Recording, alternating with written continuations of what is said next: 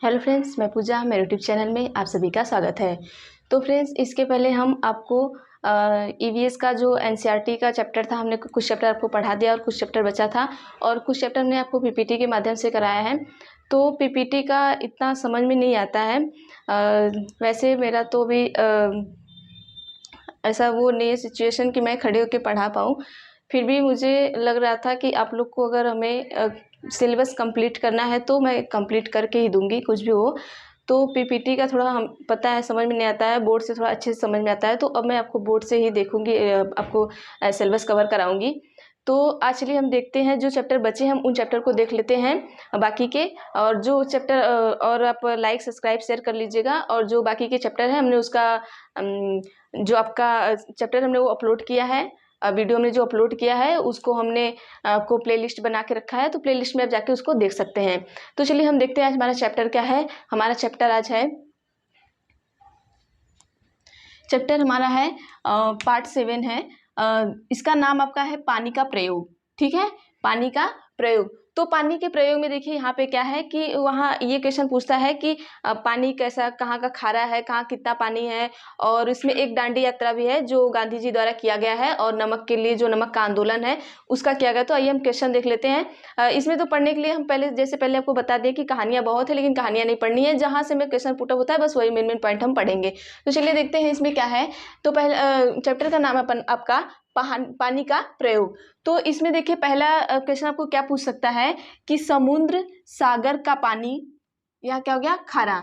तो यहाँ पूछ सकता है कि समुद्र और सागर का पानी कैसा होता है। तो कैसा होता है आपका, खारा होता है। देखिए हमने आपको शॉर्ट्स करके लिखाए हैं और हम आपको ऐसे बताते जा रहे हैं। तो आपको नोट्स बनाना है तो आप पूरी तरीके से आप लिख सकते हैं। ठीक है, क्योंकि पूरा मैं ब्लैक बोर्ड पे लिख नहीं सकती हूँ, तो मैं इस शॉर्ट्स हमने लिख दिए हैं। तो चलिए, समुद्र सागर का पानी कैसा होता है, हमारा खारा होता है।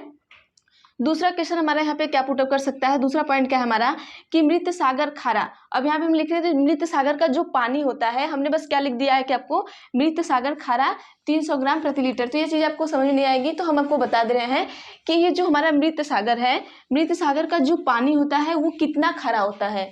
ये पूछ सकता है कि मृत सागर का पानी खारापन कितना होता है। तो पर लीटर में 300 ग्राम क्या होता है, नमक पाया जाता है इसमें। पर लीटर में कितना पाया जाता है, 300 ग्राम इसमें नमक पाया जाता है। अगर आप ये जो मृत सागर है इसका अगर पानी लेंगे तो इसमें 1 लीटर पानी में आपको 300 ग्राम नमक मिल जाएगा। तो आप समझ लीजिए कि ये कितना खारा होगा पानी। ठीक है, अगर आप कभी आपको ट्राई करना हो तो आप 1 लीटर पानी लीजिए और उसमें 300 ग्राम नमक डालिए, फिर उसके बाद उसको पीजिए, तो देखिए कितना खारा है, तो आपको क्या होगा, पता चल जाएगा। तो चलिए नेक्स्ट दे देते हैं दांडी यात्रा। दांडी यात्रा तो आप लोग पढ़े ही होंगे, गांधी जी का जो दांडी यात्रा था, नमक आंदोलन के लिए किया गया था और नमक के लिए वो आंदोलन लड़े थे, ये सब चीजें। तो उसी में से क्वेश्चन पुटअप किया है। तो उसमें से दो चार क्वेश्चन है जो आने वाले हैं, तो वो हम आपको बता दे रहे हैं। तो चलिए देखते हैं, जो दांडी यात्रा है वो हमारा स्टार्ट कब हुआ था, आपका 1930 में हुआ था। कब हुआ था आपका, 1930 में हुआ था।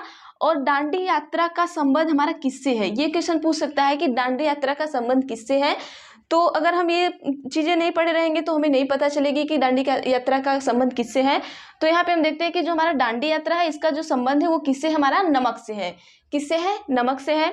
नेक्स्ट हम देखते हैं कि नेक्स्ट हमारा क्या है। यहाँ पे हमारा हो गया आपका समुद्र सागर का पानी हो गया, खारापन हो गया, ये अमृत सागर हो गया, दांडी यात्रा हो गया, पर दांडी यात्रा का संबंध हो गया। अब नेक्स्ट देखते हैं, ये जो हमारा दांडी यात्रा है वो कहाँ से स्टार्ट हुआ और कहाँ पे खत्म हुआ था। तो ये स्टार्ट कहाँ से हुआ था, आपका अहमदाबाद से हुआ था। कहाँ से हुआ था, अहमदाबाद से ये स्टार्ट हुआ था। और ये कहाँ हुआ था, दांडी में जाके खत्म हुआ था। तो जो गांधी जी थे वो अहमदाबाद से इसे पैदल मार्च के थ्रू क्या किए थे, शुरू किए थे। तो ये अहमदाबाद से स्टार्ट किए थे और ये दांडी में जाके क्या होता, खत्म हुआ था। और देखते हैं कि दांडी, ये दांडी पड़ता कहाँ है, दांडी एक जगह का नाम है। ठीक है, अब सबको लगेगा कि ये दांडी है, कि अगर आप पढ़ के नहीं गए हो तो स्टार्टिंग में आपको आ गया कि दांडी यात्रा क्या, मतलब दांडी यात्रा कब शुरू की गई, तो आपको समझ में नहीं आएगा ना। तो ये दांडी एक जगह का नाम है। तो वो क्या है आपका, ये कहाँ पर पड़ता है, ये गुजरात में पड़ता है। दांडी आपका कहाँ पड़ता है, गुजरात में पड़ता है। तो चलिए इस चैप्टर से इतने ही क्वेश्चन हैं आपके, और इसका स्क्रीनशॉट ले लीजिए। स्क्रीनशॉट लेने के बाद हम आपको आगे का पढ़ाते हैं, आगे आपको देखते हैं स्लॉथ के बारे में पढ़ाएंगे। तो इसका स्क्रीनशॉट ले लीजिए, फिर हमको स्लॉथ के बारे में पढ़ाते हैं।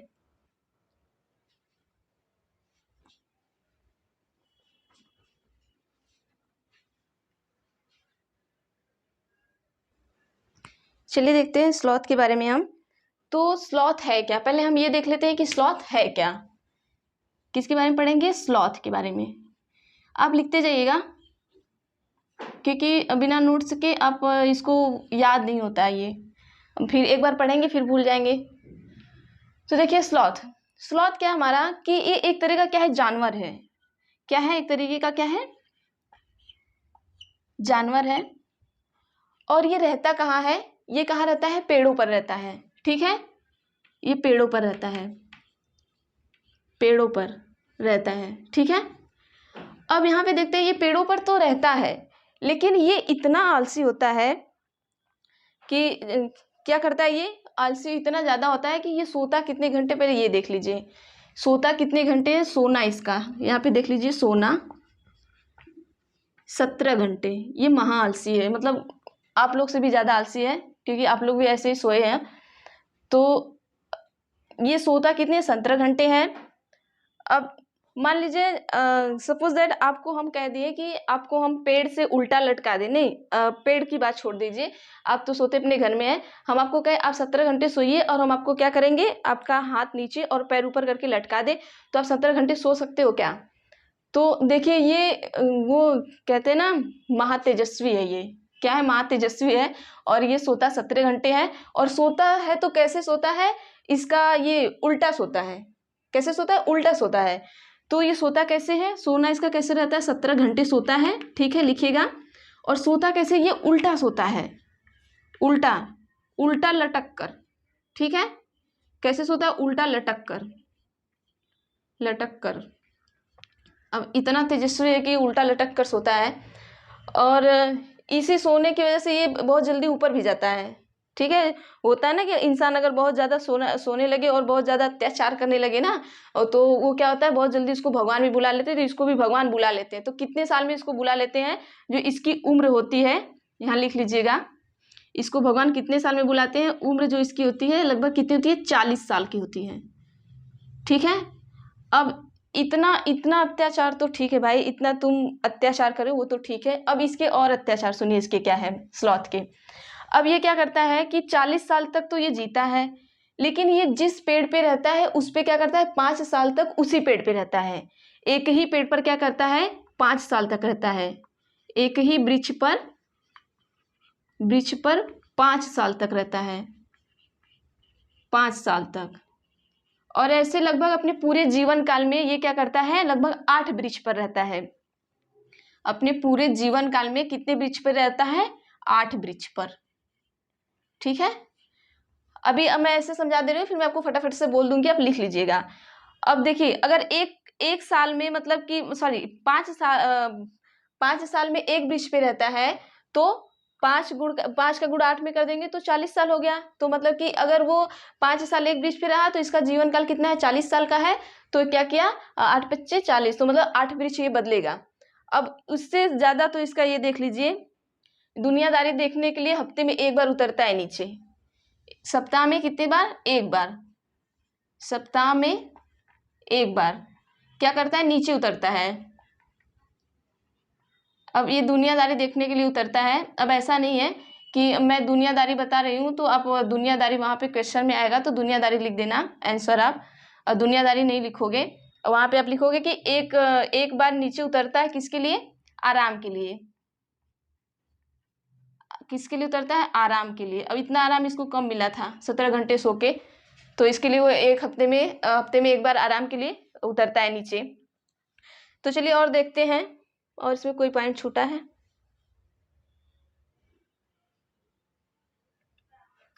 बस इतना ही है। तो इसको ऐसे स्क्रीनशॉट ले लीजिएगा, फिर हम इसका एक बार से फिर से आपको फटाफट से बता देंगे।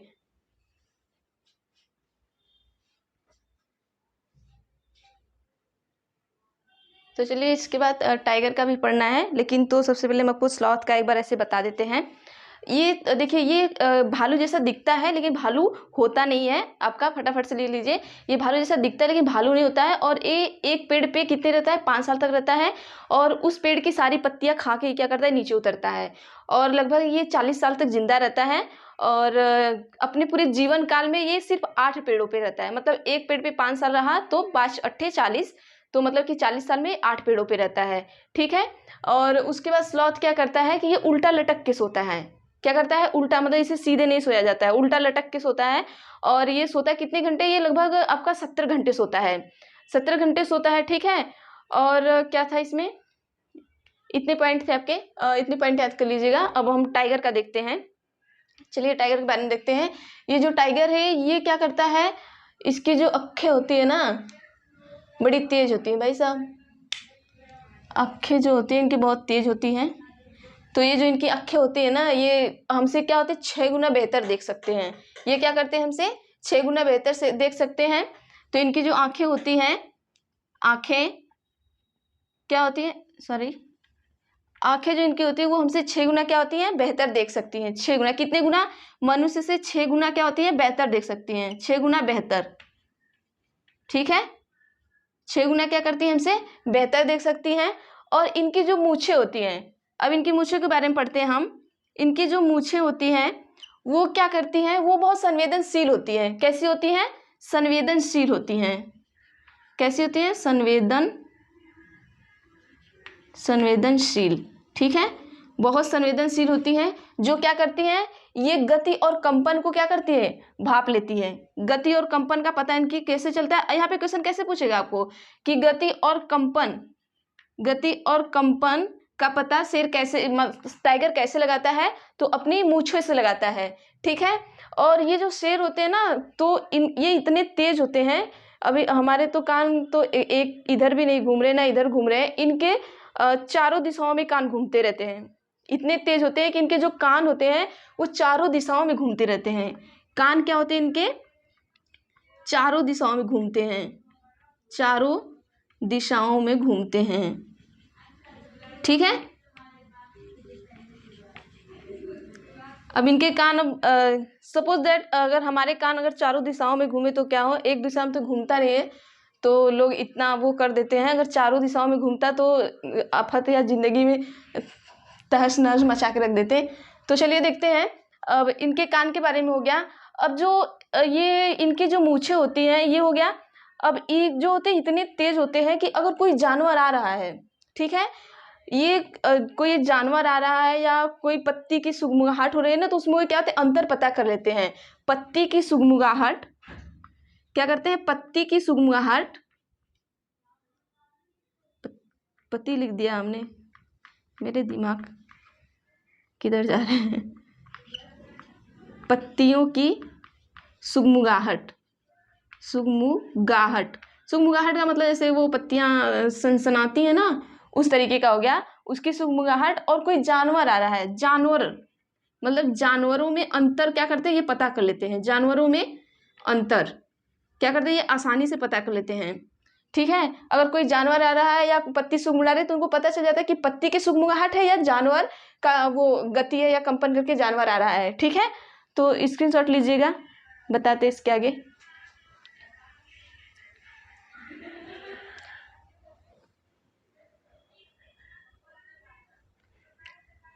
चलिए देखते हैं। और ये क्या करते हैं? एक मिनट, इसको क्लीन कर देते हैं, फिर आगे हम लिख देंगे। यहाँ पे देखिए जो हमारा टाइगर है वो क्या करता है? अलग अलग परिस्थितियों में क्या करता है? अलग अलग आवाज निकालता है। अलग अलग परिस्थितियों में क्या करता है? अलग अलग आवाज निकालता है। अलग अलग क्या करता है? आवाज निकालता है, ठीक है। अब इसका ये देख लेंगे कि अलग अलग परिस्थिति में जब अलग अलग आवाज निकालता है तो इसमें एक होता है जो इसकी दहाड़ होती है। अगर कोई ये जो टाइगर है मतलब बाघ, हमारा यहाँ बाघ भी लिख सकते हैं इसको, बाघ भी कभी आपको एग्जाम में बाघ भी पूछ सकता है। तो ये मत कहिएगा कि नहीं मतलब बाघ पूछा है तो कोई टाइगर दूसरा है और बाघ दूसरा है। इसी को हम बाघ भी कहते हैं, इसी को क्या कहते हैं? हम टाइगर कहते हैं। और जब ये दहाड़ करता है तो इसकी जो दहाड़ की जो आवाज होती है ना वो लगभग आपको 3 किलोमीटर तक क्या होती है? दूर तक सुनाई देती है। कितने मीटर तक? दहाड़ जो होती है इसकी, दहाड़ कितनी होती है? 3 किलोमीटर तक क्या होती है? सुनाई देती है। 3 किलोमीटर दूर तक से, या आप 3 किलोमीटर दूर तक खड़े हैं तो इसकी दहाड़ क्या होगी? अगर टाइगर यहाँ पे है तो वहां तक आपको क्या देगी? सुनाई देगी। अब चलिए फटाफट से टाइगर के बारे में आपको बता देते हैं। टाइगर जो क्या है, संवेदनशील है, और जो इसकी मूछें हैं उसी से क्या करते हैं, अपने शिकार का पता लगाते हैं, क्योंकि जो इनकी मूछें होती हैं वो गति और कंपन का क्या करती है, पता करती है। और टाइगर क्या करते हैं, अलग अलग परिस्थिति में अलग अलग आवाज निकालते हैं, और इनका जो 3 किलोमीटर तक यह दहाड़ होता है, 3 किलोमीटर क्या होता है, सुनाई देता है। अब इसमें देखिए, जैसे कि जो पॉइंट हमने आपको बताया, बस वही पॉइंट आप लिख लीजिए, उसी को याद कर लीजिए, तो वही पॉइंट सिर्फ आपको वहाँ पे मिलेंगे। और आंसर में आपको ये पॉइंट अगर दिख गए तो मतलब ये पॉइंट आपके सही है, ठीक है। और एक नेक्स्ट हम देख लेते हैं यहाँ पे कि खतरे में जानवर, ठीक है, जो जानवर है वो खतरे में है, तो यहाँ पे देख लीजिएगा, इसको हटा देते हैं। खतरे में जानवर क्या होता है कि जो हमारा चीता होता है, ठीक है, चीता देख लेते हैं। जो हमारा चीता होता है ये क्या होता है, बहुत ही क्या होता है, सतर्क होता है। सतर्क होने के बाद भी क्या है, ये खतरे में है। कैसे है, खतरे में है। अब यहाँ पे जैसे कुछ जानवर है जिसको हम अपनी ज़रूरतों के लिए क्या करते हैं, उन्हें मार देते हैं, या तो क्या करते हैं कि कोई हमें ज़रूरत है तो जानवर को हम मार देते हैं, और वो क्या होते हैं कि बहुत उनकी जो क्वांटिटी होती है बहुत कम हो जाती है।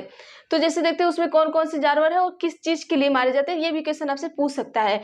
तो जैसे आपका हो गया यहाँ पे, जैसे देखिए आपका हाथी हो गया, ठीक है। हाथी को हम किस लिए मारते हैं, हाथी के जो दांत होते हैं हम उसके लिए उनको क्या करते हैं, मारते हैं। हाथी को किसके लिए, उनके दांतों के लिए मारते हैं। किसके लिए, दांतों के लिए, ठीक है। अब नेक्स्ट हम देख लेते हैं हिरन को क्यों मारते हैं। हिरन का भी हम देख लेते हैं। जो हमारा हिरन है, हिरन को हम इसलिए मारते हैं क्योंकि हिरन में इसका जो कस्तूरी होता है, जो इसके हिरन के सर के ऊपर कस्तूरी होता है, कस्तूरी, तो वो कस्तूरी के लिए मारते हैं, क्योंकि जो कस्तूरी होता है उसमें से क्या होता है, वो खुशबू के लिए मारते हैं। कस्तूरी से क्या होता है, खुशबू बहुत अच्छी आती है, तो उसको क्या करते हैं, खुशबू के लिए मारते हैं, खुशबू के लिए, ठीक है। अब नेक्स्ट देख लेते हैं, और हमारा क्या है, 2 चीजें हो गया। अब हम जैसे आपका हो गया मगरमच्छ हो गया, सांप हो गया, तो इनको हम किस लिए मारते हैं। तो चलिए उसको भी, इसको लिख लीजिएगा, इसको लिख लीजिए, फिर उसके बाद हम बताते हैं।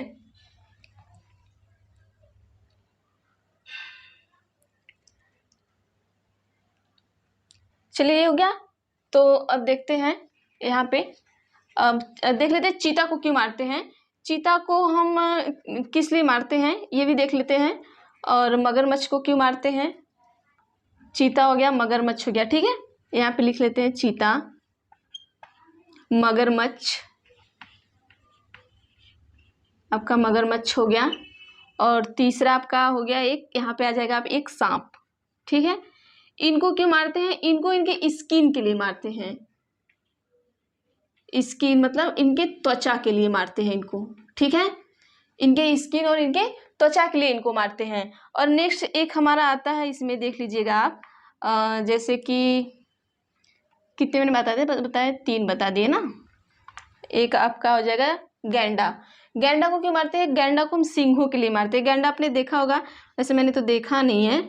गैंडा को किस लिए मारते हैं, सींगों के लिए। टीवी वी में तो देखा ही होगा आपने, सींगों के लिए मारते हैं, ठीक है। गैंडे को किस लिए मारते हैं, हम सींगों के लिए मारते हैं।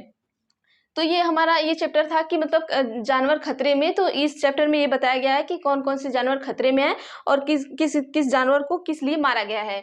तो ये चीज़ें हो गई। और चलिए, और नेक्स्ट हम बाद में अगली नेक्स्ट क्लास में लेंगे, क्योंकि मैं बहुत ज़्यादा देर तक नहीं खड़ी हो पाऊँगी। तो आपको ये बता दें, कुछ आजकल अभी चल रहा है कि सीटेट नोटिफिकेशन ये सब यूट्यूब पे चल रहा है। तो आप लोग पढ़ाई से ज़्यादा ना ध्यान दे के आप उस पर ध्यान दे रहे हो। तो देखिए वो अपना अपना सबका वो है, डालते रहते हैं वीडियोस, तो फालतू वीडियो डाल के कोई मतलब नहीं है। देखिए अब आपको जब नोटिफिकेशन आएगा तो आपको तो पता चलेगा ही। ऐसा नहीं है कि आपको नोटिफिकेशन तो आना ही आना, ऐसा नहीं है कि नहीं आएगा। तो आप पढ़ाई पर ध्यान दीजिए, ज़्यादा नोटिफिकेशन के चक्कर में नहीं कि दिन भर बस वही वीडियो नोटिफिकेशन कब आएगा, सीटेट 2022 नोटिफिकेशन मतलब नोटिफिकेशन क्या है, मतलब आप लोग नोटिफिकेशन आएगा आपको पता है, और ये भी पता है आपको 1200 रुपये खर्च करने हैं, ये भी पता है। तो नोटिफिकेशन का क्या मतलब, तो वो 1200 रुपये खर्च करने का टेंशन मत लीजिए। और नोटिफिकेशन तो आना ही है, एग्ज़ाम तो होना ही है, ऐसा नहीं कि एग्ज़ाम नहीं होगा। और टेंशन आप पढ़ने का लीजिए, क्योंकि पढ़ेंगे तभी एग्ज़ाम दे पाएंगे, नहीं तो वो 1200 रुपये चले जाएंगे, उसका कोई मतलब नहीं निकलेगा। और 1200 रुपये सबके लिए बहुत मायने रखते हैं, ऐसा नहीं है, किसी किसी को बहुत मुश्किल से मिलता है। तो आप पढ़िए। अब पढ़िए ताकि आपको दोबारा वो 1200 रुपये ना देने पड़े और एक ही बार में 1200 रुपये देने पड़े और नेक्स्ट टाइम आपको काम आएंगे। तो चलिए आज के लिए बस इतना ही। तो लाइक शेयर सब्सक्राइब कर दिया करिए। चलिए, थैंक यू।